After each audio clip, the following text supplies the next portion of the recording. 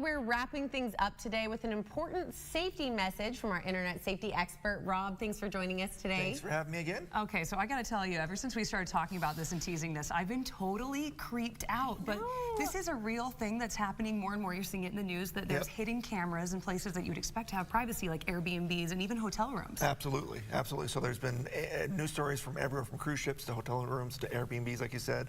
So if you are concerned about that, then you know there are a few things that you can do to protect yourself. Oh, that skin-crawling moment. But now I want to know how to find these things. How common is this, really? It's really not that common. You know, you are going to find it. Most of the time that you're going to be bugged, it's going to be by somebody you know.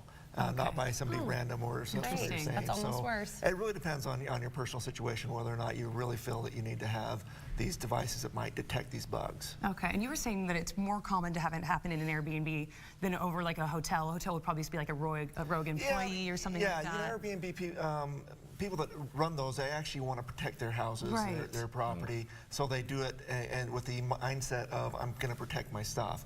But at the same time, you do have an expectation of privacy when you're renting a property like that. Is there an expectation to release that? Because I would love to know, renting an Airbnb, like, hey, there are cameras in some of the public spaces just to protect you. So I think that they just recently changed their policy to allow a camera in the living room only. But outside of that, it's against their policy. Okay, so how do we detect these things? Because I'm not a secret agent. I wouldn't know how to do this. So. Well, that's great. So for cameras, we have a device called the Bughunter Dvideo device. And what this is going to do is it's going to emit this red light here.